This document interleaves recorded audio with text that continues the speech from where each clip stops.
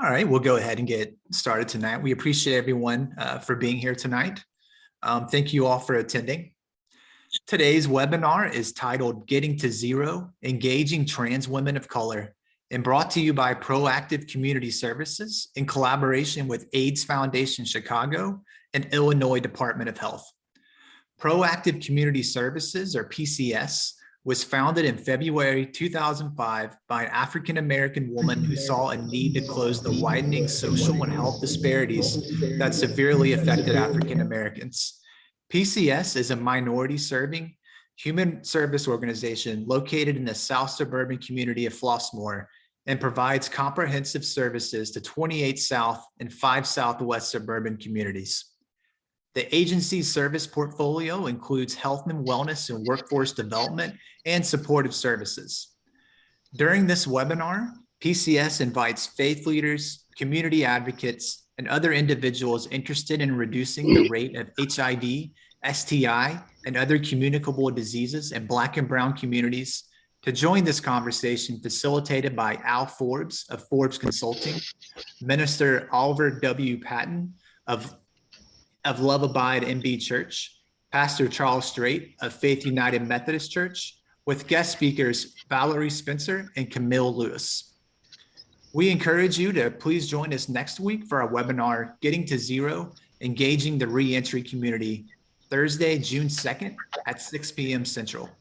You can also view recordings of past sessions on the PCS website at pcsil.org by navigating the past webinars in the events and webinars section of the homepage. Please continue this and other conversations on ending the epidemic on Facebook. As a reminder, your cameras and microphones are set to off, so please write your questions and comments in the chat box, which we will be monitoring. We encourage your participation there.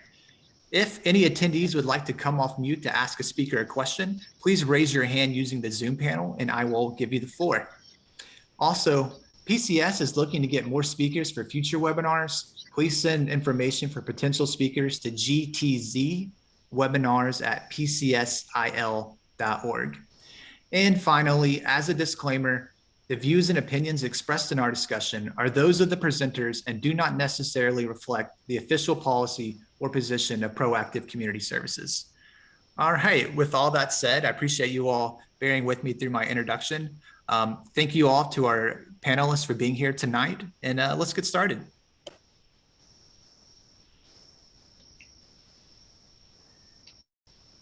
This is Al Forbes. Welcome, welcome, welcome. I'm gonna ask Minister Patton to give us a word of prayer as we engage in this conversation so we can be mindful and conscious and guided in our conversation. Minister Patton? Let us bow our heads. Dear Heavenly Father, we thank you for this opportunity right now, Father, to come on this panelist of webinars, Father, these incredible speakers here, Father, that we come to share knowledge and educate each other in the things that sometimes we might not understand, but Father, we know that through education, all understanding can come to pass. We ask that you bless each panelist that is here tonight, Father, that the strength and the courage and the experience and the things that they've been through, Father, will propel to the next level where somebody will be encouraged to go out and stand and make a movement for some things. But we ask in your Son, Jesus' name, as we move forward through this evening, amen. Thank you. And we do honor those who have been lost to gun violence as we begin this evening, something that's become an epidemic in this country. So before we start, I know that many of you who've been with us for the past 3 sessions have already heard from past Minister Patton and Pastor Strait, but I'm going to ask both of them to introduce themselves, and I'm going to ask our speakers to take a moment and introduce themselves because they're both very well accomplished individuals, and I want to make sure we know who's in front of us this evening. Minister Patton, please. Hello all, good evening. My name is Minister Oliver Patton Jr., and I'm on the ministerial staff at Love Abide Missionary Baptist Church, but I also do hold a master's in psychology and a bachelor's degree in human services with an addiction counsel certificate. And I'm just glad to be here this evening. So I'm ready to get educated tonight, y'all. All right, Pastor Straight. Hi, good evening, everybody, and I'm really grateful to have our guests here tonight. My name is Charles Straight, and I'm the pastor of the Faith United Methodist Church in Dalton, Illinois. I am also the board chair of the Faith Liberation Movement, which is a clergy organization within the People's Lobby Educational Institute, where we work to end racism and to bring about justice in communities for underserved populations. It is a pleasure tonight to have this conversation about some of the folk who are most at risk and vulnerable in our communities, and look for ways that not only we can get to zero, but that we can also serve and protect our brothers and sisters, particularly in this conversation as our sisters in our family. Thank you, Pastor Straight. Now, I'm being introduced to Camille Lewis for the first time, but Camille, could you tell us about yourself and the work you're doing? No, of course. Hello, can you all hear me first? Yes. Wonderful. Good evening, everyone. I am from the beautiful vacation city of Miami, Florida, where I am in the front line of the fight, and I work at the Florida Department of Health, Miami-Dade County, as a senior health educator with the discipline in transgender services.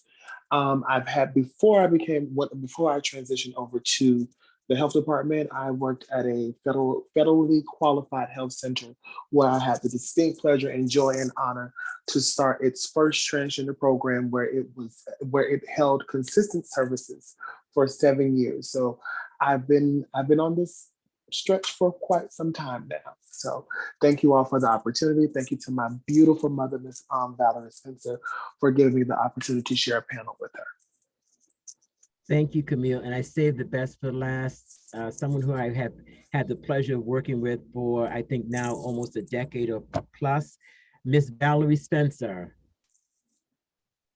Don't say that. I'm not the best. Good afternoon, everybody. Hello, Al. Hello, everyone. I am Reverend Valerie Spencer. I'm a behavioral health therapist in Los Angeles. I'm also a holistic life coach, and I'm an ordained interfaith minister. I'm also the founder and director of Sacred Vision for an emerging organization called Holistic Empowerment Institute. Holistic Empowerment Institute, we're pioneering our own lane. The lane has a very long name, but it's true to who we are. So everybody take a deep breath and get ready. Here we go. LGBTQ, spiritually integrative, community, mental health, and healing. Our goal is to merge evidence-based practices, cultural affirmation with what I call the sacred or intentional spiritual integration. So that's what I'm all about, and it's a pleasure to be with you, and this is my service. Thank you. Thank you so much. And for those who are joining us this evening, as you probably saw in the previous notice, we were expecting to have Zahara Bassett with us. Zahara informed me this afternoon that she has been ill and she would not be able to make it. And at the last minute, I reached out to Valerie, and Valerie graciously agreed to do this. And then she reached back and said, I'd like to have my daughter, Camille, do this. I said, well, I'm willing to have both of you, because I know the power of your message and your story. And I know if Camille is your daughter, that she's going to bring it right too. So we're going to go ahead and have an adult conversation about how do we engage trans women of color. And I want to turn primarily right now over to our guest speakers to talk about what your experience has been around. Have trans women been engaging? Have we done what we need to do to engage them? And where are some of the gaps, and where can we move forward to make sure that we do not leave our trans sisters behind? And I'll toss that to Camille first, if that's okay. Not a problem. Working in the business, one of my favorite terms is wraparound services of care.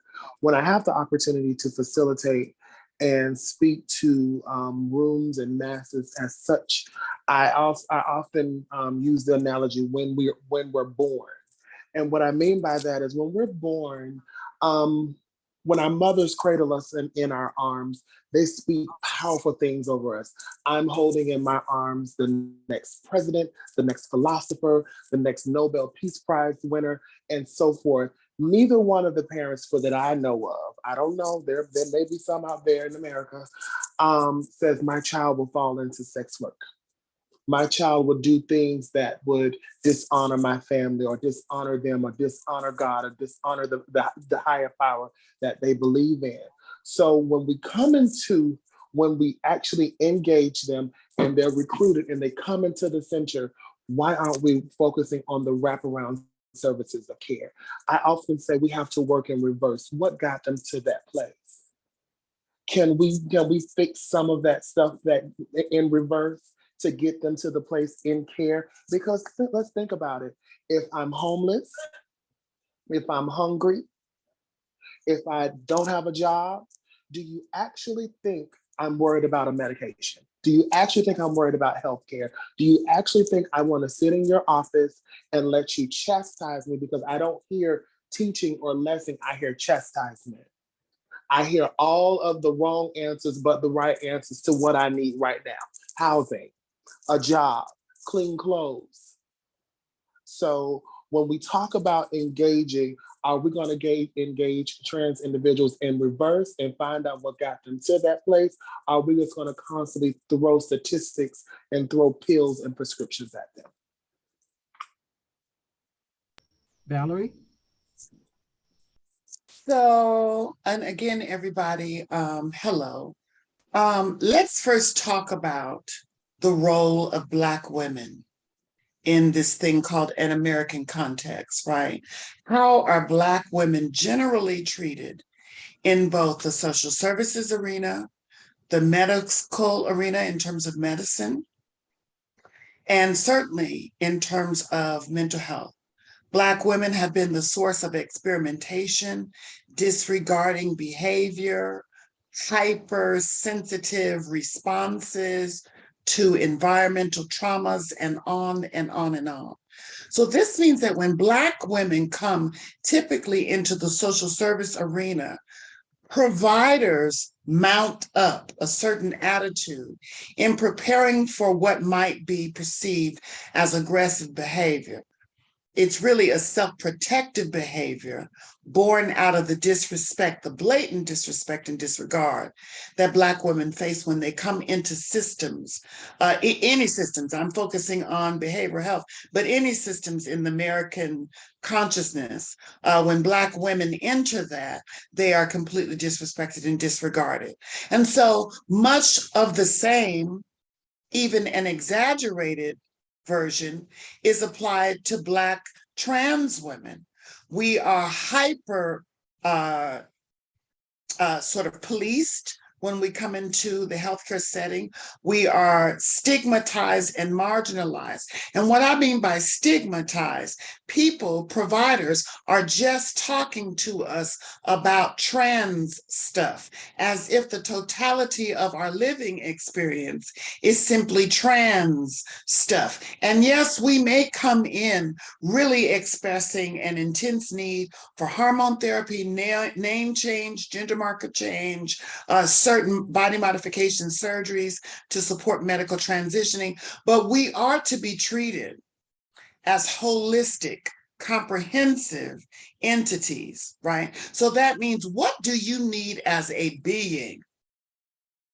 What do you need as a being, which is what my daughter was talking about, wraparound services. So we don't want to just address you in terms of HIV, because HIV is healthy. How are you? Do you need food? Do you need housing? Do you need job training? Do you need coaching? Do you need emotional support and coaching to prepare to go into the job training, the academic setting? Because we've been traumatized by these settings in that we've been closed out for the large part. So Do you need housing? Do you need shelter? What about your family? What about your friends? Do you need peer support? Do we need coaching so that you may reinvent family? What about your spiritual integration?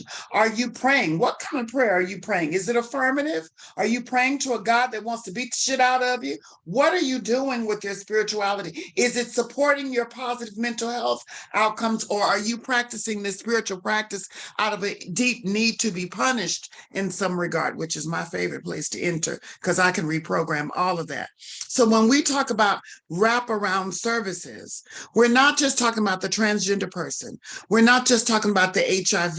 We really do want to approach this individual as a total living experience and then ask, how may we support that? In addition, we want to be humble in asking our trans clients about themselves, not because we're pimping the clinic setting as an academic setting, no, but we want to be humble and supportive and let our clients know that we want to expand our knowing by expand our knowing of who you are. We don't want to tell our transgender clients that transgender means you need to be this. And to be a client here, you need to be that. We want to be completely and radically client-centered and client-responsive. Thank you so much. Thank you. And what I heard so clearly from both of you is that if all you are offering the trans community, trans women, trans men, or the Black and Brown community is testing, HIV testing, you're not engaging us. So how are we supposed to engage you to get to zero? Exactly. If all you are offering is HIV, you're talking to my finger. You're not talking to myself. If Right. all you are offering is transgender, you are talking to my right hand, but you are not talking to my whole self. Talk to myself. Talk to me. Thank you. And we remember this month, May was a month for mental health. This is a mental health month. So this is a perfect time to bring Miss Valerie Spencer in, because she's not only a mental health practitioner, she's also someone who's lived this life that we're talking about. And she's more than just, as she says, she's more than just one thing only. And when you try to box someone in, we don't allow them to be wholly who they are. So you started us off on a good point. I want to bring in Pastor Strait and Minister Patton to kind of respond and share their thoughts or ask questions at this point. And we invite the audience to also pump questions into the chat room as we go through. Thank you. Thank you, Al. I appreciate that. I really wanted to, there's two kind of questions I want to ask on top of the responses of our wonderful guests. And one, Camille, you made a wonderful point, and I would love your take on how do we address the grassroots of the barriers that keep trans women from care? We see here in Chicago a lot of talk about violence, and we never hear our city leaders talking about addressing the grassroots of violence. Nobody just picks up a gun and decides they're going to shoot somebody. There's all of these background issues that we don't want to talk about: lack of health care, lack of education, lack of resources in our community, and the list just goes on, that has been there since the time of slavery and comes out of an intense institutionalized racism that exists in this country. But we don't want to talk about that. We just want to lock people up and then think we will solve the problem. And so for trans women, Black trans women in particular, how do we, and what do you think the root causes of the kind of issues that keep people out of the continuum of care? And then Valerie, I really wanted to just kind of say, I heard you talking about addressing the whole woman, but for me, part of what I see and hear in our community in particular is just not even seeing Black trans women as women. So how do we get to the point where we can do the work within our community just to identify Black trans women as women and then go from there? So, would you like me to answer your question now, or? Reverend? Yes, one of you. Yes. Please. Okay, so it's simple. An immediate response to when they come into your setting. Oftentimes they come in, if you do get the attention of someone and they tell you, we all on the opposite ends of the desk, we pull out that lovely sheet of paper and we ask you, what do you need? We check housing, we check all this, but it ends up in a file and it ends up on someone's desk. And we'll tell you, we'll follow up with you within 2 to 3 weeks. And then 2 or 3 weeks, nothing. Or but they leave out with all of this paper of call this number, and guess what? That number is busy. Or call this number to get on the list, and you're number 1,191. We have to start developing a line of immediate response. If you want the buy-in of trans people or women or men and women, let's cut the trans out of the conversation. If you want the buy-in of men and women, it's to say you got to spend a little money to make a little money. You have to put yourself out there to show them that I'm with you in this fight. Because oftentimes people want this Dear John story, that we want your story. Hey, we even want your blood. We want your story, we want your blood. And if you have insurance, we want your insurance number. We have to start developing a line of immediate response. If an individual come in there and like my mother said, they need education training, can we get a referral and get them enrolled into a vocational school immediately? Is there some type of special back door that they can get in so they can eradicate all of the nervousness and the anxiety that they've experienced in the previous? If they come in there for housing, is there an immediate need? Is there a voucher? Is there something that they can get immediately? Or at least something so they can taste something tangible to feel like this was not a waste of time. Because guess what? I could have been waiting by the phone, waiting for my John to call. But you wasted my time by having me come in here for me to leave out with nothing. Does that make sense, Reverend? It does. And a lot of what I heard you say does kind of speak to the root causes of the issues in our community that keep people out of care. But also, can you tell me a little bit about what you think would make a difference from the perspective of non-trans people in helping trans folk really become embraced within the community? How do we do a better job of changing our perspective and our understanding that I think speak to the psychosocial behavior of any people, let alone trans people? But how do we do a better job of addressing those root causes that keep people out of care? So actually, Pastor, can I jump in? Can I answer that one? Because I kind of specialize in the psychosocial. I think, first of all, Pastor, what we have to do is stop putting refuse in the streets. Right? It makes no sense to clean up garbage and garbage behavior if we continue to have garbage being put in the streets. That means those of us who are of color and are leaders, we really need to identify what and where those trans toxic social messages, and typically they come from the church, where they're coming from, and then put forth some sort of compassionate communication with those leaders, because there is a way to speak to your faith without being abusive of a people. And so your question was, how do we convince people that trans women are women? First of all, we just have to keep telling that as a truth, because it is a truth. And then we have to point out ill-mannered or ill-prepared or backward or antiquated thought that's being released as truth. We have to call that out and question that. And we have to be bold about it, Pastor. You and I use language like holy boldness.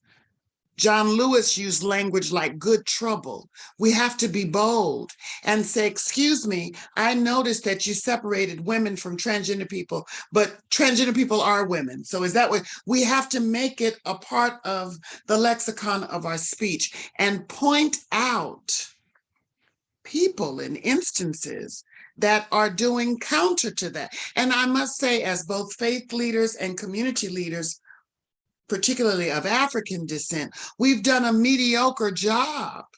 We've done a mediocre job of putting your backbone into it. We've been compassionate, but we've been compassionate in our own arms. We've hugged and we've embraced. We haven't been very forthright in the street. We haven't met with faith leaders. We haven't met with community leaders to say, we want to work with you to evolve your thought. We may need to tussle with you a bit, but that's okay. Let's do the tussle in house, because a good tussle, Pastor, is good for the soul. It's good for the evolution of consciousness. So let's tussle with this, because we've noticed messages coming from your pulpit, messages coming from your house and your camp, and certainly messages that are coming from within community, and they leak out via comedy, which is very interesting. They don't leak out via religious institutions anymore because there's money at play and at risk, but they leak out via comedic messages, right? And we have to call those people and instances out and say, you do know that that's antiquated speech. Trans women are women, right? And we speak to the Black womanhood and speak to the sisterhood of who we are versus having to compete for social and sexual space. Does that serve you, Pastor? Absolutely. And I agree so wholeheartedly with you.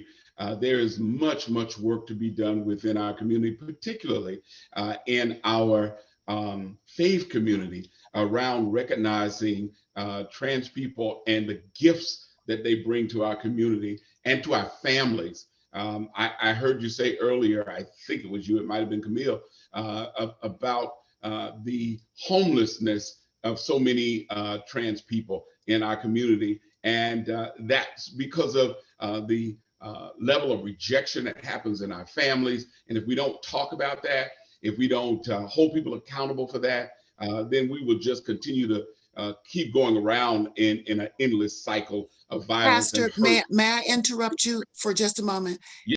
The sadness between you and I as faith leaders, and for those of us who are faith leaders on this call, the sad part of it is because we can't move to a social place of acceptance of trans people, particularly trans women of color. It means we are not hearing fully from a key artery of healing that is available to us. And I think that what you're saying, Valerie and Pastor, is we as Black people have learned how to do oppression better than anybody else. We've been oppressed, and then we turn around and we oppress others.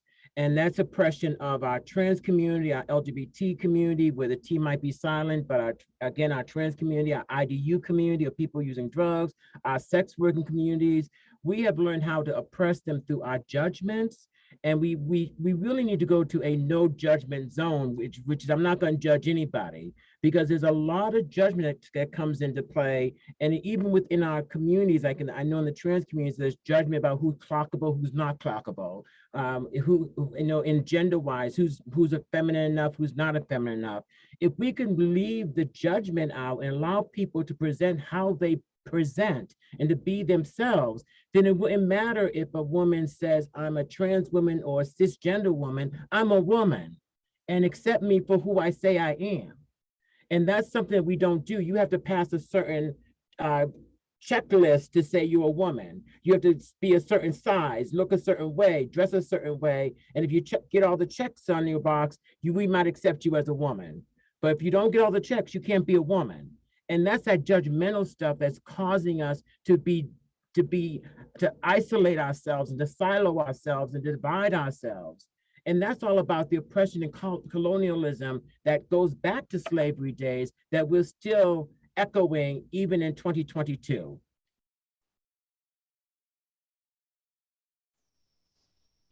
Al, I couldn't agree more.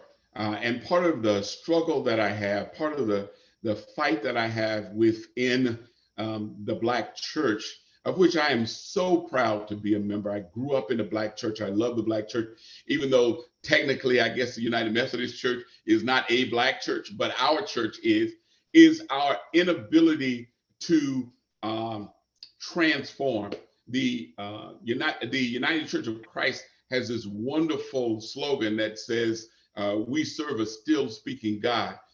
The Black church has been taught a very conservative theology that we continue to live in today, a theology that taught us that we were to be obedient to our masters, that women were to be submissive to their husbands, that children had no voice, and so forth and so on. And we continue that rhetoric, we continue that very, very conservative way of thinking without moving forward to hear God speak as God helps us to deal with new people and new energies and new issues that arise in our generations from since slavery till now.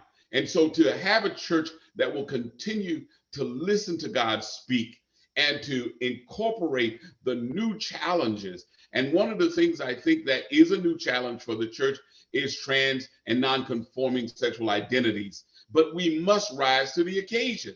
God is a God of love, at least the one that I know, and loves all people and created all people in God's image. And so therefore, our responsibility as followers of God, and again, in my opinion, is to rise to that level of grace, to rise to that level of understanding of who God is and what God has called us to be, that we are inclusive of all people. And then once we become that, we can address the issues of all people, and we can advocate for all people, and we can support all people. I agree. My net went out. I'm so sorry. Can you hear me? Yes. Okay. I just wanted to acknowledge that I'm back. Thanks. Okay, that's great. I loved everything you guys just said. I want to back up a little bit and go back to what Camille said when she first started. When she was talking about the wraparound, and she was saying that sometimes you have to do things when things get too far off and you don't know how to deal with it and know what the solution is. And then she said something which was key: do it in reverse. Do it in reverse, because then that'll take you back to the steps on how you got to where you was, and your solution would be there. I love that topic, what she hit right there. But I have my next question forward is for Valerie and for Camille, since mother and daughter. What was the discrimination part that you had to deal with, and the depression you had to deal with, not outside of the African American culture, inside the culture, not outside of it, but inside the culture, dealing with amongst Black people? What kind of discrimination did you have, or that you felt in between there? Valerie, when you was growing up, I know you had support, and I know your daughter had support, but what was going on in between besides the support you guys was doing for each other? Who else was supporting you, and who else was showing discrimination within the Black culture? Well, you may not like my answer, and I'm sorry if you don't like it. I'm sorry. But I can speak to the resilience of my narrative, but I don't engage in trans trauma porn. I just don't do that. I think that how have we been hurt is a conversation that has floated in culture, and people have been entertained with our abuse narratives for long enough. So I simply, forgive me for seeming a little pompous, but I don't engage. However, my mother has always, and I do mean my birth mother, I have several mothers, but my birth mother, who I'm actually here with, has always been a source of support for me. In fact, because I had my mother's love all along, it didn't pull me into other avenues of challenge, right? And the world's affirmation of me did not mean as much to me because I had my mama. And so I think that it doesn't make me better than anybody. The moral of the story is Black women, don't throw your kids away just because somebody opened a book and told you to throw your kids away. Keep your faggot children. Keep your sissy children. They may be women like me someday, but if not, they may just grow up to be fabulous faggots. Keep your children. Don't let nobody tell you to throw away your children. Raise your children to be ethical, striving, and attaining human beings, and hold them to the standard of who they are versus who some person told you in an edict that they should be. Of course, I had my daughter, all of my daughters, Ebony, Lasaya, Camille, my sons as well. I'm not going to name them because they're not here. but great family and great friends. But I've also had very toxic people that I've had to remove out of my life. I come up in an era where gay men did not really have positive relationships with trans women. Thank God that is healed. I come up in an era where white trans women didn't really get down and had negative opinions about Black trans women. And thank God a lot of that has healed. And I also come up in an era where the sex changes thought the non-sex changes were crazy and vice versa. And a great deal of that still happens, but a great deal of that has healed. And so because I had these supportive people in my life, I was able to do some very powerful things in service to my people. But I'm a little strange in that regard because I do have my mom. You know, my mother's here right now with me, right next to me. But you know, I'm kind of odd in that regard because most of us don't have those family relations and they plague us, they haunt us. As a therapist, I hear about it quite a bit. Yes. Camille? Oh, okay, I had to maintain myself. Much like my mother, Valerie Spencer, I have a life motto. I say I'm the exception, I'm not the rule. And I never had to suffer from prejudice or trauma. My transition was quite smooth. If you want to call, excuse me, we having an adult conversation, dumbass questions along the way, because there is such thing as a dumbass question, believe it or not, then yes, but for me, I don't have that story, and and just biting off my mother, I don't the trans trauma porn. I don't have a channel, so I'm sorry, but I do all the love that I have from my friends and family. I'm 6'1". I'm a tall, statuesque woman. I can load it up and I can pass it out. Now, a little tidbit about me. I grew up in a very, very, very, very, very, very, very Bible-led household. So one of my favorite parables in the Bible is to study to show thyself approved. So if a bigot should come to me and try to beat me with the Bible, we can go toe-to-toe with the Bible. And that's what I try to tell. I had someone pose a question to me. They say, Camille, do you go to church? I said, yes, I do. They said, what do you wear? Clothes? Oh, so you think that I put on a Stacey Adams suit to go worship God, and then when I come home, I put on my muumuu? No, that's not the same thing. How you see me right now in the present is how I'm going to church. So I don't have all that. And another fun tidbit: my mother is lesbian. My mother is lesbian. So when we had that conversation of what's to come, she told me, whatever you Birth choose mother. to be. The birth mother is My the lesbian. Not come on with it now. Come on now. You know I'm hunting too. My birth mother is lesbian, not the fabulous Valerie Spencer. My birth mother is lesbian, and people their mind is blown when I tell them that. And it was kind of hard for her to handle it at first because she had a brother that was bisexual, but he had other sexual proclivities and behaviors that led to some life choices that happened. But after she saw me unfold and blossom into the person that I am, and she saw that I can sustain and I can stand flat-footed with myself and by myself and defend myself, we got to a more comfortable place of her just accepting her daughter. So now I don't even think she remembers that other name because she calls me Sugar Mama. So just to share that, yeah, no, I think that's why my mother, Valerie Spencer, and I are so close, because we share some of the same upbringings and we share some of the same life's journeys. So that's it. Thank you so much, Camille. I was waiting to see how long it was going to take Valerie Spencer to get to talk to Miss Lulu, and it took 36 minutes into the conversation. And I'm sure you would have brought her up even earlier. I know Lulu is a gem. Mama's girl, and Lulu is a gem. Miss Lulu is known. If you know Valerie, you know Miss Lulu. That's the Duchess. Yes, and so I want to kind of.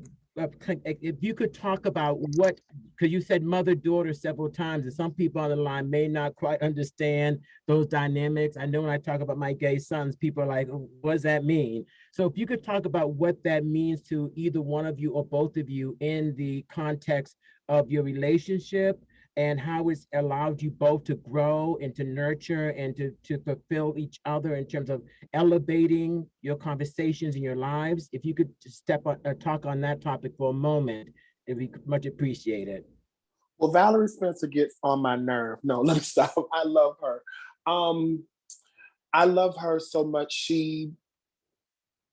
I'm not trying to cry, Lord Jesus. I love her. She actually fulfills a spot of understanding. Yes, my birth mother, she's cisgender, but Valerie and I can go to a whole nother avenue of being women of trans experience. She's seen me through some high points. She's seen me through some very low points. And it's just an extra added incentive that my mother is a behavioral health therapist and she's a woman of faith. So not only can she tell me to go get my prescription filled, she can tell me to get on my knees and pray and seek God for my guidance and understanding. Now, some people find parents for the fortune, the fame, the name. I wanted somebody that would see me just as I am. And that's just what, and it took some time for me to find that right one. I found one in drag. I found one in life. I'll leave it like that. But I did not have one that would just tell me it's okay to detach myself and put up healthy boundaries and tell people to shut the up and get away from you. I did not have that. And I found that in Valerie. And sometimes when you get that close, how she chimed in to say, oh, the birth mother, we get so caught up in the love is so intense and it's so tight to the point where they're like, okay, now which mom are you talking about? You talk about your birth mom or you talk about your other mom? So sometimes I do have to fine tune my language and specify which parent I'm talking about, because I do find myself being around Valerie a whole great deal. We talk every day on the phone, all day, every day. And we just don't talk about makeup and ponytails and men. This conversation this season is, Camille, you getting your ass back in school. As much as I say, yes, ma'am, okay, she will not relent. She always come back to it. Camille, you're getting back in. How many people can say that someone wants to invest in you that does not share your bloodline and want to see the greater good for you? Mommy. That was very nice. Thank you, daughter. I so appreciate it. Oh, that was very nice. Oh, that almost brought a tear. That was very nice. You saw you cut up. Well, let me say this. I truly am a mother. You know, I can't get you ready for the pageant, and I probably won't be there if you rock a category at the ball. However, if you want to get your life together, if you want to be successful, not repeat some of the same idiot mistakes that I made. I groom my daughters, honestly, very seriously. I groom them to be much better than me. The goal is that you be much better than me, that you be more successful than me, that you not make some of the mistakes that I made. I'm not trying to get them to be carbon copies of me. I'm trying to get them to surpass. I want them to shine so that people forget even, you're like, what, Valerie, who? Right? I want them to be better than me, because I grew up at a time when trans women were not afforded things called opportunities or chances. You know, you don't see a whole lot of trans women who are Fulbright scholars. Nobody thought that we could think. Nobody thought we could talk. Nobody thought that we were decent human beings. You know, I love Camille's birth mother. I've never met her, but I love her because she allows me to take up where she left off, which leaves me a wide girth. And I need a wide girth, and I can handle a wide girth. So I love Camille. I love Camille because, like her mother, she is fabulous. Look at the picture, clock the picture. You can get into it right now. My daughter is fabulous, darling. And I love that. And you know, I support that. I must say also that my bad habit is that I really do try to spoil my daughters. I really do try to spoil them because, you know, my mother spoiled me.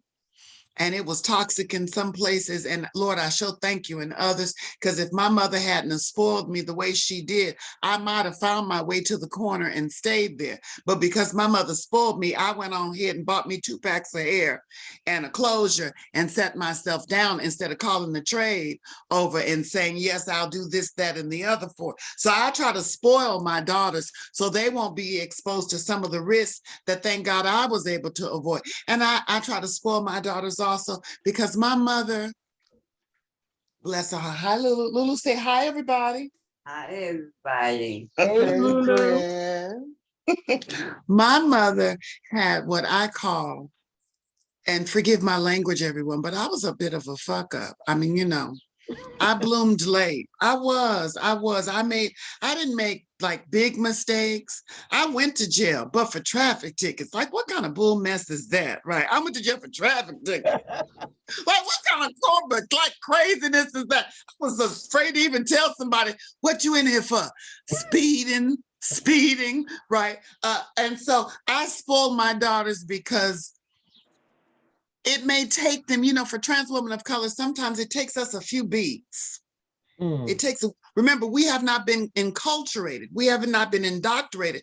We have not been socialized into a path of success like cisgender people have. So it may take us a bit to find our way. We may need a few beats, which is why you can't expect us to come in with a master's degree and all you want somebody to do is pass out condoms. Create pathways. Create pathways so that transgender women can live successful life. Have you had a conversation with your admissions department at the community college? Do that. Tell them, I got some girls coming. Can you come over here? I'll come over there. We're going to do some sensitivity trainings. They're going to need some assessment tests. They're very intimidated. They may be triggered. That's called creating pipelines. Right. Yeah. And so I try to do that for my daughters. I do spoil them, and they better spoil me back someday. But I love them all. No, so Valerie, and I'm going to turn this back over to my other co-host after you answer this question. How important do you think, if we're trying to truly engage the trans women, how important is it to go and engage their mothers first? Because I know when I called you this afternoon, within, I think, 20 minutes maybe, you were back to just let me know that your daughter had been contacted and was ready to present in this on this webinar. So how important is it to engage someone like yourself who has multiple daughters to get the message out to the community? Well, I think the overall message, Al, is that we cannot bring trans women in and give them oxygenated air and send them back out into a culture where they are bringing toxic and feces and swimming in toxic waters. We have to work to support the environment that they navigate, as well as the beings that they are. Right. So that means we do have community groups that says, okay, y'all, bring in y'all's tranny mamas. Right, we want to talk to them too. We want to engage. We want to find out where all of the messages are coming from. We do want to talk to churches about their trans messages, because trans women go to church. Trans women are active participants in church. And I'm not even talking about gay affirming churches, because I don't go, is my church gay affirming? They on the side street of gay affirming, but you know, they parked on the side under the tree. Gay affirming. And I don't go to a gay church because I'm tired of being viewed as just the transgender woman on the front row. I just want to be another woman singing who happens to just maybe be colorful, right? I didn't want to be marginalized. And often trans women find themselves marginalized within gay movements. You know, you have to leave and go to the straight movements where they may be homophobic, but they will acknowledge that God put a calling on your life. When you go into the gay church, they require that you wear your skirts past your ankle down to the floor, that you come in with sackcloth and ass, just to acknowledge that you know how to pray. Often the homophobia and the transphobia comes from within the rainbow itself. So I'm gonna get up off of that. Can you speak to that again, please? Well, you know, okay, no shade. Okay, we're talking to a Chicago base. You know, my sister Caprice Carruthers, that's my sister. That's my sister. We are both OGs. But when she lived in New York, she studied under a movement that just did not acknowledge the healer that she was. It was an unorthodox image. It was not Juanita Bynum as a trans woman. That's not what it was. It was Caprice, and what Caprice had took God, what God had brought Caprice through.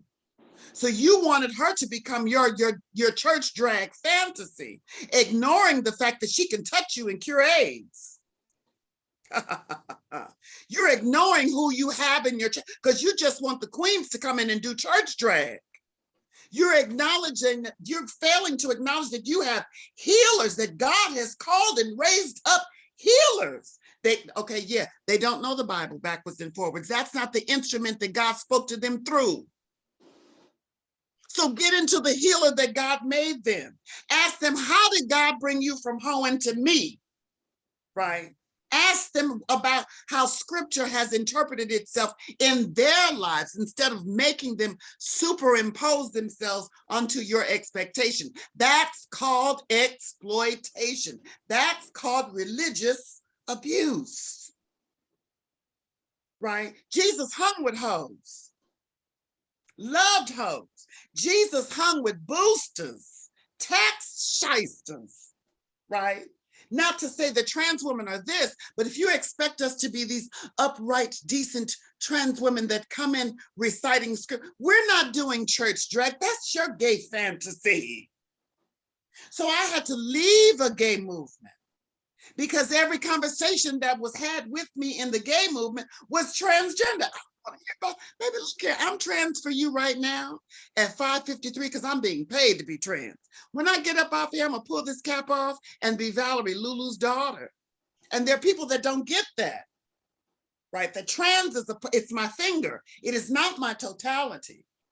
And so they approach us. Now then other people do, like my doctor, I had to get her together. You cannot ignore that I'm a trans woman and then talk about pride and then keep moving. No, you need to give me some specifics. I told my doctor, you need to ask me about my anal health. Don't just talk to me about hormones. I'm old, honey, I'm past that. You need to talk to me about the stuff. And just in the same way, churches need to get into the weeds of transgender. Why? Because you need to craft sermonology. You need to craft, get off your lazy self and do the work God is. You reach out to the people, craft sermonology that speaks to trans people. Sermons don't talk to me. Them sermons don't talk to queen. Them sermons don't talk to me. Even the gay ones that you done morphed and made two men, that don't talk to me. No, man. I'm a trans and I'm a powerful trans. So you need to take that book, if that's going to be your instrument, take that book and pull out of it sermonology that speaks and compels to me, because that's your charge. Very simply, that's the charge. That's the charge. Pastors, what do we say, pastors? Well, I'm going to just disagree just a little bit with you around that, because I think that we cannot afford to let our non-affirming churches off the hook with their non-affirming behavior. Coming to church and being tolerated, or coming to church to a place where you can sing and shout and be who you are without anybody saying anything about the fact that they believe that you are a trans person, but they just don't talk about it, isn't good enough for me. The difference in my mind between affirming and a church that is tolerant is simply that you don't speak to my whole being. And something that you said earlier, Minister Valerie, was just so in line with what I believe that the church will have to give an account for, and that's throwing their faggot children away.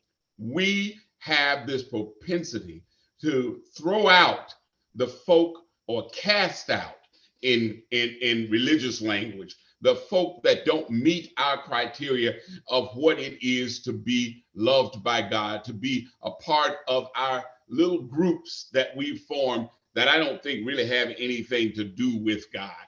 So when we let churches off the hook for not preaching and teaching to the whole person, now that means that I've got to talk about trans people.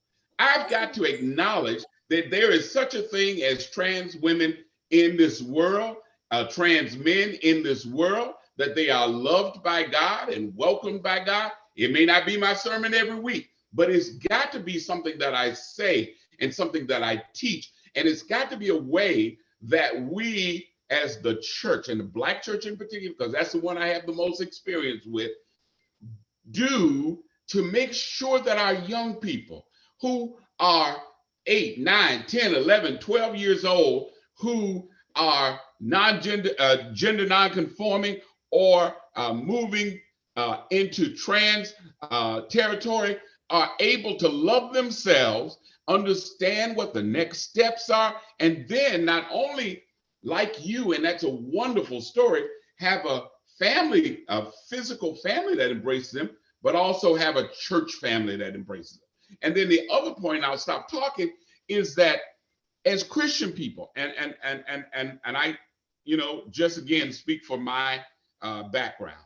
As Christian people, we tend to teach Christian morality in a way that says, love yourself, love your body, respect your body.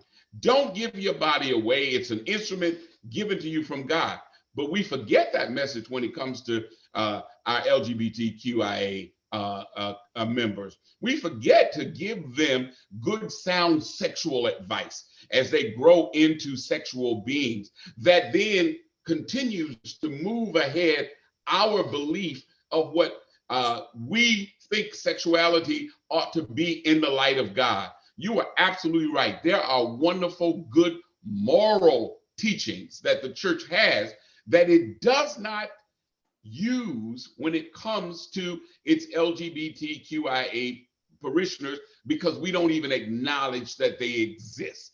I grew up in a church that was very much not gay bashing, but at the same time, I was not told that I was good and perfect as a gay person in that church. Now, I made the choice to come out, and I made the choice to have friends that knew who I was in totality, and I was welcome and loved. But it would have been great to hear from the pulpit that I was welcomed and loved, because God loves everybody regardless of sexual identity. I'm gonna piggyback a little bit off what Pastor Straight just said. I'm gonna keep this simple because this is just my belief and this is my opinion. How can you love the Creator and don't love what He created? Keep it simple and keep it right there. Because if you love Christ and you love what He created, you're supposed to love everything He created. You're not supposed to judge people, because who are we to judge? Also, within the church, I've been a setting in Catholic, Primitive Baptist, Missionary Baptist. I've been in all different types of denominations, as you want to call it, but I'm the type that I don't care what denomination it is, preach Jesus to me. That's it. And with the church not knowing and understanding the transgender, that would be something that those churches that do not understand where something has to be done, where they can come to the table. So there's an education process that can be laid out on the table. Sometimes it's okay to go to school to get that education, but sometimes the best education that trumps what you learn in school is experience. Because that experience you have as a transgender, that book in the classroom can't tell you nothing about the experiences that you had, what you had to overcome, the obstacles, the blocks, the roadmaps that you had to go through in order for somebody to actually understand who you are. And some of the churches now, they're trying to balance themselves out with dealing with it. My thing is coming to church. If I'm coming to church, I don't care who's in the church. I come for a certain message. I'm going to get my message. I want my message preached about Jesus. If you're there, you're transgender. If you're there and you're gay, bisexual, whatever it is, that's not important to me. I'm coming to worship and get my praise on and get a message. All of us are in there for one reason. So why should we be judging and pushing people aside? And I like what you said about the family, not throwing away your sissy children and all of this and that, and straight children. Families are supposed to stick together regardless of what happens, what the circumstances are. You stick together, because if you stick together, everybody can move forward. You know, Valerie, I love your story with your mother Lulu. My mother died in my arms when I was 9. My mother died in my arms when I was 9. So I didn't have the experience of being with my mother. I'm 51 now. So my brothers and sisters did what they could. My sister did this and that. But there's nothing like the love of a mother. Because sometimes you can't talk to your brothers and sisters. Your mother's the one that you come to and that you talk to and you converse with. I didn't have that experience with my mother. So where you are, your mother has always been there for you, Camille. Value's there for you. You know, in a lot of churches now, you don't. Sometimes you get it and you don't get it. Parents push their children away. Oh, he coming out of the closet. No, I don't want to deal with him. Okay, well, you don't want to deal with him. God gonna have to deal with you because that's your child. You're supposed to love your child regardless of what happens or which way they go. Whatever happens, you love your child. Ooh, we got a lot going on here. I just want to remind people in 6 more days, we enter the month of June, which is Nationally Pride Month. And I want to encourage us to look at our churches and other organizations and challenge them to have a message, a holistic message for all of our communities, especially the LGBT community during the month of June. How can we look at people holistically, not as, well, our target population for testing is the gay men or the trans women or trans men, that's our target population, because LGBTQIA, whatever the alpha you want to use, is more than just a target population for testing. And until we acknowledge that, we are not going to engage trans women or anybody else, because we pigeonholed you into just a finger, as Valerie has said, that once we stick that finger, we say, thank you for coming in. You're either positive or non-reactive, and we'll see you later, maybe.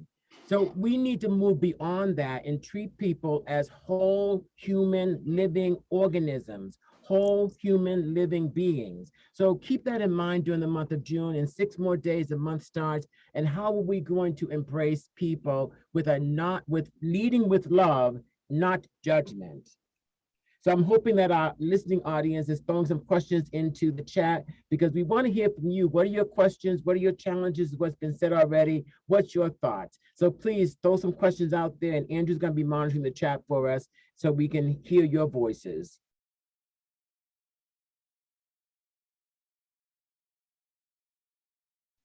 So I just want to put a bit of practicality to that, Al.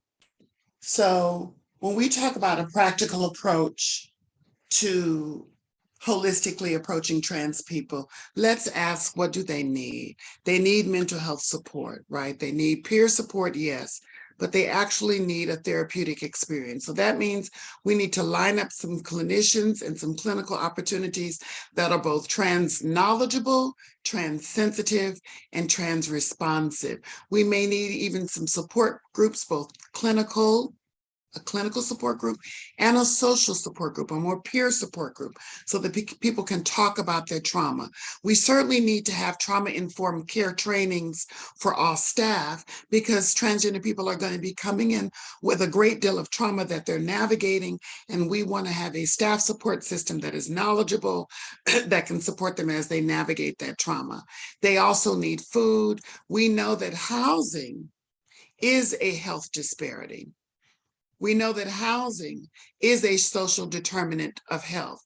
So what are we doing to create both affordable, transitional, and homeless housing support that is specific, not just inclusive, but that is specific to transgender people? So we need to have some trans houses. We need to have some non-binary houses, because housing is a healthcare issue, right? And then we do need some academic roadmaps. We need some academic support, because we've got to get people funneled into employment sector. So we need some pipelines. I want to disagree with the Reverend just a little bit, but I know what he meant in substance. I agree with him in substance. But your education is going to teach you about your trans experience, because often you feel like your experience is yours alone, that you are isolated, and your education will connect you to fields of thought that will show you that largely your trauma experience is systematic. And here is how. You will learn about your social activism, and most importantly, You need a critical thinking brain to both navigate your trauma and to be the leader, the powerful leader that you are. And a liberal arts education that is inclusive of who we are and celebrating of who we are will create that literal brain, that organ. So those are just some common approaches, things that we need. And, you know, we need some very common approaches. You know, are you providing packs of hair for the girls? Right? Are you providing? I work at an Asian organization, but we support a lot of Black trans women. And I started a braiding clinic where I brought my braider in once a month to do at least 10 trans women, because we need our hair braided up under them wigs. If you're homeless and your hair's not braided up under your wig, you look homeless, which means you'll be unsafe, which means you may not be able to secure employment. So we create services, we create homegrown interventions that are specific to the nuances of how trans people live, how they move in the world. And we name them legitimate. We have a braid clinic. So those are just some practical approaches to approaching. Notice that I have not said HIV yet. Yes, we need PrEP. We need all of those bio interventions. But in my opinion, good HIV prevention has nothing to do with HIV prevention. And you've always said that, Valerie, and I quote it all the time, because I think that we sometimes get locked into our narrow perspective. We become myopic. And I want to encourage everyone online, what are your blind spots? What are your blind spots? Is your blind spot people who use drugs? Is your blind spot sex workers? We all have those blind spots. Until we identify them, we are in some way judging somebody. So let's make a point during the month of June, as we think about the LGBT community, what are your blind spots? And take those blinders off and start recognizing how you might be able to overcome those blind spots and do a better job of what you claim you're doing. Because if you're talking about engaging the trans women, then you need to engage, as we've said over and over again, the entire woman. You need to accept that individual as a woman first and foremost, not as, well, you're a trans woman, which is different than a cisgender woman, but you know, we recognize you think you're a woman and it's okay. That's really putting that individual down and putting them in a box that they did not ask to be put into. So engage the individual and allow them to let you know who they are in their beauty, in their glory, in their glamour, and their being blessed by God to be exactly who they are today. So where are your blind spots? Think about that during June. Do we have any questions, Andrew, in the room? Yeah, we've had a number of different things in the chat, mostly positive affirmations rather than questions. When we appreciate any kind of comments that we get. Pastor Stray did leave an interesting comment, I thought. The Black church has always been the place where Black people could find all kinds of support that created a whole person. The LGBTQIA community is no different. Can our speakers talk about a bit about the violence that seems so prolific in the Black trans community? That was a question from Pastor Strait. Camille?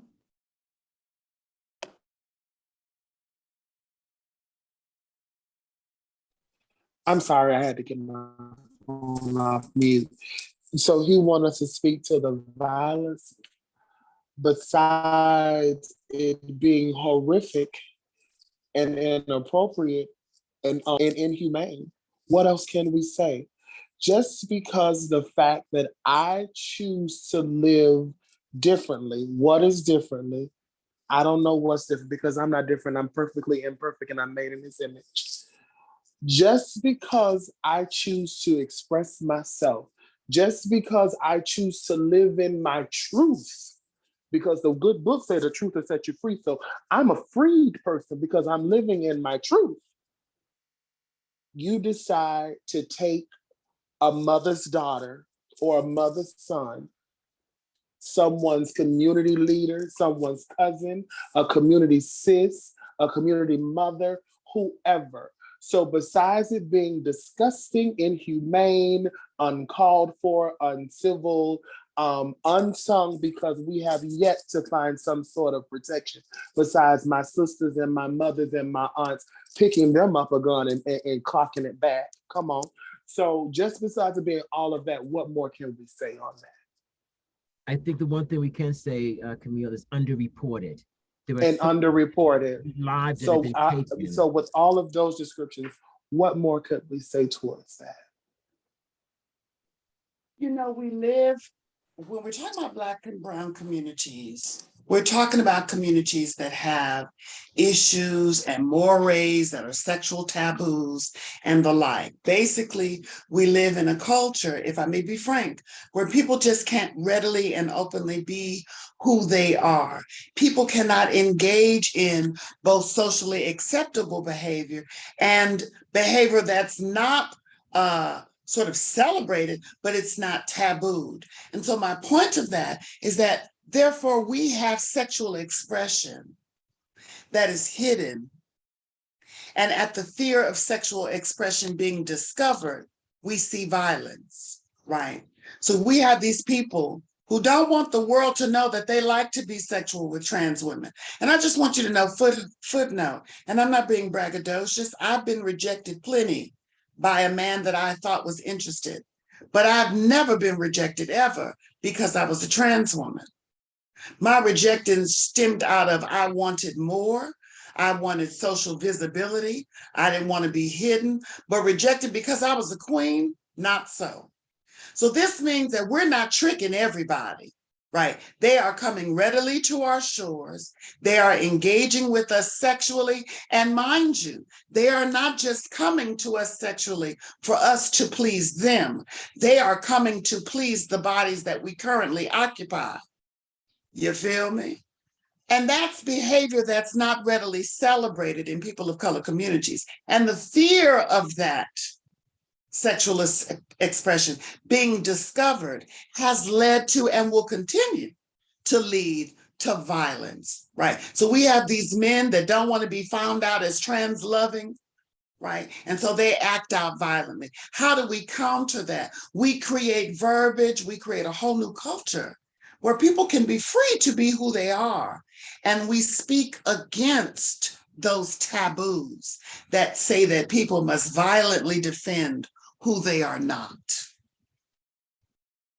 So true, so true.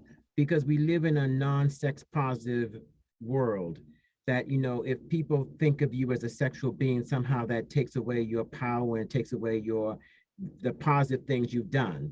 And I know that in Chicago, I was talking to one of my colleagues about this yesterday in Chicago, now in Boston, but we talked about Mark Lovelace, that he was found, you know, he had died in a bathhouse. And so some people looked at like that was somehow shameful and awful and wrong. What was he doing there? He was there to have sex. We are grown-ass men. We have sex. And if you find out that someone who's a leader is also sex working, how does that take away from their leadership? And we need to be able to take our own pejorative and judgmental attitudes out of the equation to not have our nose in someone else's bedroom. And that's where we hit the problem, Valerie, because people want to know, well, as a trans woman, are you sex working? Why does it matter whether I'm sex working or not? What does that have to do with the conversation? How I make my coins is how I make my coins. And I think that I think the conversation is helpful. If you're asking am I sex working? I think the conversation is useful, particularly if you are looking for avenues for me not to engage in sex work. But unless you are prepared to change the culture, you know, TRW and IBM and Apple and Google, they came and got L, G, and B. And the white T, they didn't come to get all the tea, right? So some of us are still hard finding work, and some of us are only able to find gainful employment in nonprofit sectors, particularly nonprofit sectors where they are being employed to continually talk about their trauma narrative, which is why I don't do it. Talk to us about how hard it's been to be trans. We just want to get a big bowl of popcorn and entertain ourselves with how difficult it's been, but we're not very solution focused, right? So people want to talk about doing hoeing work, but they don't want to talk about how mainstream industry is not hiring us so that we may feed and clothe ourselves, right? And yes, we do have some sexual taboos, but I don't want to leave it there. You know, that man wanted to marry me once upon a time, but could not marry me because he felt judged by the culture. Right. So it's not all about the sex. Right. We get opportunities for love and affirmation, but that fear is so much because that man will be ostracized. He will be viewed as gay. He will be othered. I will be othered. And so that means that, yeah, we get a lot of sex, fetishistically, especially, but we don't get a lot of love, intimacy, and connection as well. We get violence and we get intimately ignored as a result. Yes. And I Can think I also point, just go back to something? Can I Huh? also just go back to what you said earlier, which is that we have to, particularly amongst our young men, we have to call them out for the kinds of violent behavior that they exhibit, not just toward trans women, but especially toward trans women, but women in general. The misogynistic society in which we live cannot be tolerated in our community, in our churches. If it's all right to call a cisgendered woman a bitch or a hoe, then it's okay to kill a trans woman because then she's viewed as much less than that woman I'm simply demeaning by calling her a bitch or a hoe. So when we have our young men in particular in our community and teach them respect for all persons, and particularly calling them out when they use language that is disparaging, wherever it is. But we cannot leave it alone when it comes to the way that we address the issue of trans people in our community. I've seen it, I've heard it, where it's fine to correct people about one thing, but it's not. We just let it go, when it comes to, our views toward trans women because we don't want to get caught up in somebody thinking, well, maybe there's something wrong with you. So we've got to make sure that it's said in our pulpits, in our churches, in our families, in our community. It's not okay to use that kind of language. It's not okay to talk about women that way. It's not okay to have those kind of viewpoints. Now, if you want to have them, you can't have them around me. You can't say it around me. You can't do it around me. yes, call them out to call them in. And Pastor, may I say, I don't want you young men to just be groomed not to kill trans women. I want you to be groomed to love me, to be adoring husband and mate to me, because I know you want to. I know you want to. I'm not trying to trick you to be my husband. I want the culture to expand the conversation so that when they groom young men to be good mates, that they are talking about being good mates for trans women, for trans people as well. We don't want to just be tolerated. We don't want to just be successful financially. We don't want to just not have HIV. We don't want to just not be murdered. I want the wedding aisle. I want the pink slip. I want the deed. I want the ring. I want the family, the intimacy, the connection, the contractual understanding. I want it all. I want this decent gentleman that I've been told is a part of the American dream to be a part of my dream as well. So don't just groom the culture not to kill me. Groom them to take me by the hand and love me, because that enhances, that gives me now a life. That gives me a life. Yes. And I think you brought another point up, Valerie. Let's not just hire trans women or trans men in HIV organizations to be the face to go out and do the outreach work. How are we elevating them to get into a point where they can be directors and CEOs and COOs and CFOs, not just the one that you send out to the street to gather other trans people to come in because that's a target population. That's the flavor of the day. And I think that's been one of the misses that we've had as HIV organizations. As I said at the NASEM conference this year, we need to stop hiring face, dick, and ass when we talk about our young men who are coming in to be hired for an organization. We need to hire skill sets. And if we don't hire the skill sets, let's do the work we need to nurture the skill sets and not just leave people sitting as outreach workers. That's as far as you can ever rise up in this organization. Too many times we're seeing that people are being used because of their experience and their lived experience, but they're not being nurtured to be more than that lived experience. If you are having trans people just talk trans talk, you are behind. If you have trans people and you serve multi-communities, but your trans staff just talk to trans people, you're behind. If your trans people have been outreach workers for 5 years and nobody's en route to AA, BA, MSW, MFT, you are behind. You're behind. And you might even be the entity that is more exploitive than you are supportive and serving. Speak. So you need to evaluate, am I the entity that's actually a part of the problem? Am I antiquated in my approach, both organizationally, programmatically, and individually? If your trans program is really a gay men's program with lip gloss and heels, you are behind.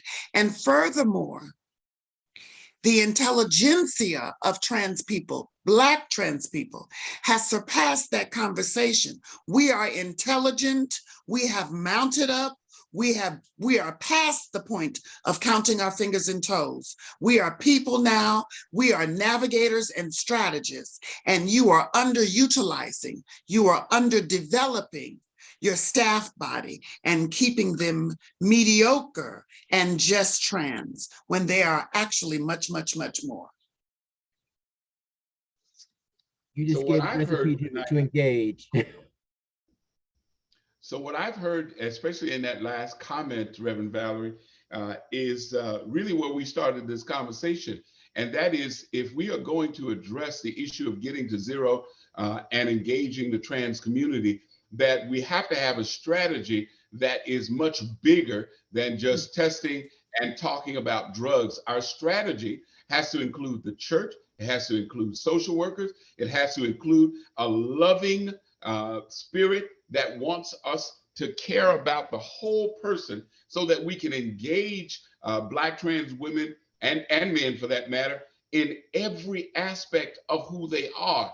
And in doing that, we can address the issue of getting to zero, because when you are one, I'll never forget, I had a conversation with a young man who was dying, and he had no sense of self, no self-esteem, and he thought that he wasn't loved by God.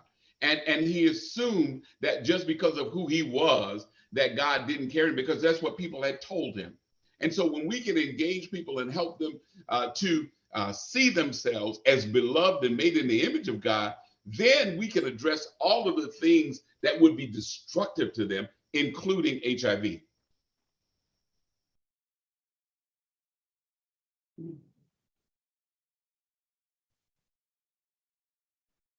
So the question is, what's going to change?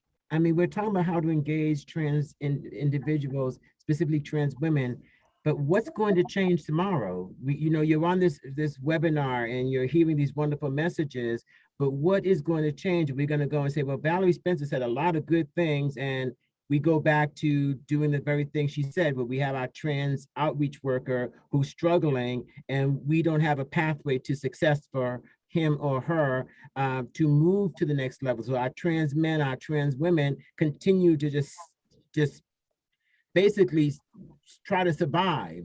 They're not thriving, they're surviving. So what's going to be different tomorrow for you as leaders of your organizations, leader of your churches, participants in the organization, participants in the churches? We all have a role. How's your role going to change? Al, I think it starts with an honest conversation among organizational leadership at the very top that asks the question, how much of this is hustle and how much of this is heal? Right? How much are we really trying to heal and how much of this is hustle? Right? Because most organizations come to the national conference, they bring their 2 or 3 little trans women out, they brag about what they're doing, and then when you go back, you discover that the transgender program money got 2 outreach workers on it, but the bulk of the money goes to pay the light bill. The bulk of the money goes to pay the water bill. The bulk of the money goes to pay the, in case the pipes break. How much of this is hustle and how much of this is heal? right? And actually being honest about that, right? Like we want to, what do we want to do to make great and impactful change? And what are we doing just to check a box? Because many organizations, very frankly, are just checking the box. Do we have transgender people? Check. Yeah, we got 2. Check. But how much of that work that you're doing, how much of those resources that you're actually fighting, those grants that you're fighting to write, and saying that you have all of this transgender expertise, how much of that is really going to make impactful social change for trans women? Are you just giving the girls lip gloss? Newsflash, we know how to paint. We know how to paint, right? How much of it is giving us a fishing pole and showing us how to navigate water so that we can get optimum number of fish? Or how much of it is just hustle? And that's really, I also want to invite people to come to our website at beholistic.org. I didn't want to forget to mention that. Please visit beholistic, beholistic.org, and join our mailing list and learn more about what Holistic Empowerment Institute is all about and how we serve.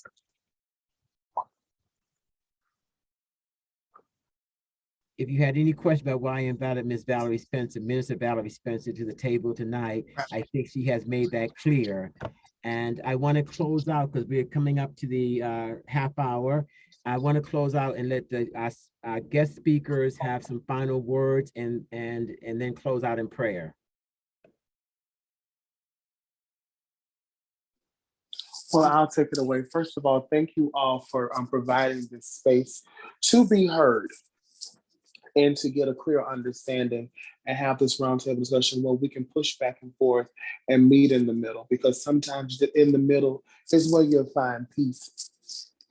I don't have much to say because a lot has been said, and it's a lot of takeaway for people to process.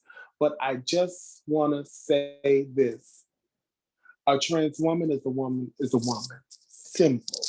Once you take off that trans portion, and when you look at that person and they are dressed how they want to be addressed, you can take it very far. You can take it from there. A person dresses how they want to be addressed, and especially a trans woman dress how they want to be addressed. No, you don't have to talk to us in slang and say, yes, honey, slang. No. We don't. The majority. I know me. I'm a Spencer. I don't speak in yes, honey, and I don't speak in slay work and finger popping and stuff. No, when we come into your center, hi, Miss Lewis, how can I help you? And another thing, that's where it starts, at the front desk. They have the power to make or break the encounter moving forward for the next hour, hour and a half that they'll be in your center, they'll be in your care, because we're trusting ourselves with you. Talk about the security guards, Mill. Talk about the security guards. So when you come in with the security guards, it starts with the security guards from the opening of the door.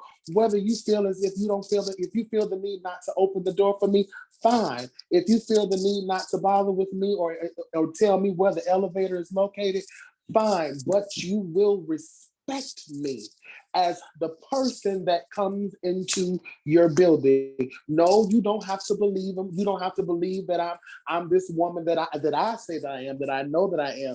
You can spook it, you can see it, but you're gonna respect it. You can spook it, you can see it, but you're gonna respect it. It starts there. You need to do your job and be my guard. And by the way, y'all know we having sex with the security guards at y'all's places, right? So okay, just thank y'all. Sure, as he make all these punk faggot comments, he's probably looking for my Honda Coupe. We having them, girl. We having the security guards, y'all. Thank y'all for having security guards at y'all's facility. Even the homophobic ones, we still thank y'all for that. And I heard a conversation about the women and the women stepping up. And we're not in competition. We're not in competition. And when we ask for the men to step up, it's kind of divided fence when the women are on the sideline coaching the behavior of, yeah, that's the punk. Yeah, that's the faggot. Yeah, that's sissy. Or even acknowledging some of us as their sissy person. So when I do my cultural competency trainings, the one thing I say when they say perfect practice makes perfect. No, perfect practice makes perfect, because when you're home, when you're off the stage, that's when you are in the real rehearsal. So if you're still referring to me as Miss Lewis when you're home, or this tall girl came into my office, you're in perfect practice. And so when you come into the office and when you see me again, you're gonna say, oh, there go that tall lady that wear the blue contacts and the long nails. But when you go home and you be like, this big ass sissy came in here, guess what? That true self will show when you come into your establishment, when you come into that place of employment. And if you say that to a person like me, I guarantee I'll have your job. But moving on, I don't want to take too much time because the time is drawing, and I'm sure everybody wants to get home. But take off the trans and see a woman as a woman as a woman. Thank you. Ms. Valerie?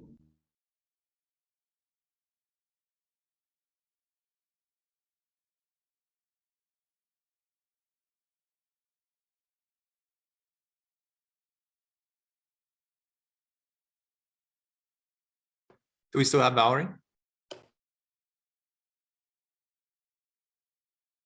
Yes, I do. Yes, I do. Yes, I do. I'm here. I just muted my mic. I'm sorry. Was there a question? I'm sorry. We want to hear your closing thoughts as we move into our closing prayer and we can adjourn. So I want to speak to my people. I want you to know that you live in an environment that doesn't fully understand you, that doesn't fully embrace you, that doesn't celebrate the power that you are and the mystique that you walk with. You live in a culture that wants to know everything about you just for fetishistic reasons, just for curiosity, but not necessarily for the purpose of great and meaningful change.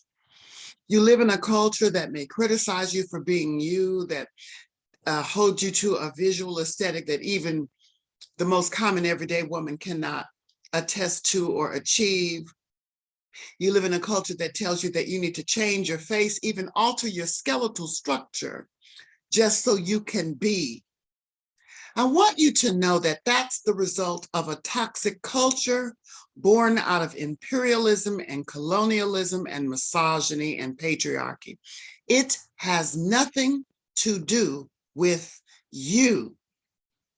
Please don't own any of the toxicity. I know you've got residue and dust on you from the toxicity, but it's not you. Your face is beautiful. Your way of being is flawless. And as my daughter was saying, you are a gift from the creator of all life itself. And when the creator moved upon itself to make even you, the creator stepped back and observed itself as you and said, ha, ha, ha, now that's the tea. It's not about you. You are perfect. If you should ever change your body or never change your body, just know that you are great and powerful. Know that I, Valerie Spencer, am holding you in a state of affirmation and love, knowing that all of your ancestors are at your fingertips to support you. Please visit Holistic Empowerment Institute, join our mailing list at beholistic.org, and I love you, and I shall see you very soon, hopefully. Thank you.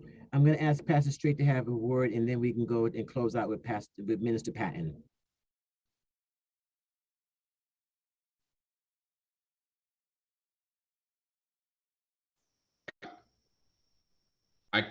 There we go. I couldn't get my phone to unmute. I just wanted to say that this conversation has really been impactful to me. And my commitment is that our church, without an administrative assistant right now, if we ever to fill that position, I want to make sure that we reach out to the trans community to find that person, because you're absolutely right. If we don't invest into the lives of those folk that we are trying to work with and trying to support in very intentional ways, then we'll never get to zero. We'll never get to the place where we want to in making everybody a part of our beloved community. And so my commitment is that whenever we get some money, I want to be intentional about reaching out to the trans community to fulfill that position in our. And last but not least, Minister Patton. Yes, I agree with Pastor Straight. At the end of what I would do is just engage more of my church and engage more of the community in knowing and learning about transgender and not just being judgmental and staying apart from it, but getting out and also hitting the pavement and being ground troops to put out the word that education is needed on both sides. And can you close the prayer, please? Yes. Bow our heads. Dear Heavenly Father, Father God, we thank you for this conversation that took place tonight, Father. For we know that there's been a lot of things that have been discussed, Father, a lot of things that have stirred up inside of us, Father, that push forth a passion that we will go forth and make a change out in the world, Father. We ask that you bless what was done here today, Father. And Father God, we also ask that you bless those that have been in tragedy form of all of the killing that has been going on, Father. We ask that you watch over the children that have been killed down in Texas, Father. Bless their families and let them know that you're still a God that sit on the throne. You left your throne, Father. But we're asking that you continue to watch over and bless all of America, bless everyone that is going through certain things right now. And as we leave this webinar, Father, and we get prepared and gilded ourselves for next week's discussion, we ask that you be in the mix as you always is, Father. We ask in your Son Jesus' name, amen. Amen and Ashe. Thank you for joining us. Have a blessed everybody. week. See you next week. All right. See you next week, everyone. Thanks for joining, and Bye, thank you to our speakers. everybody. Good night. Thank you, Valerie. Love you. Love you, honey. Thanks, Camille. Nice meeting Not a you. Nice meeting you as well. Thank you for having me.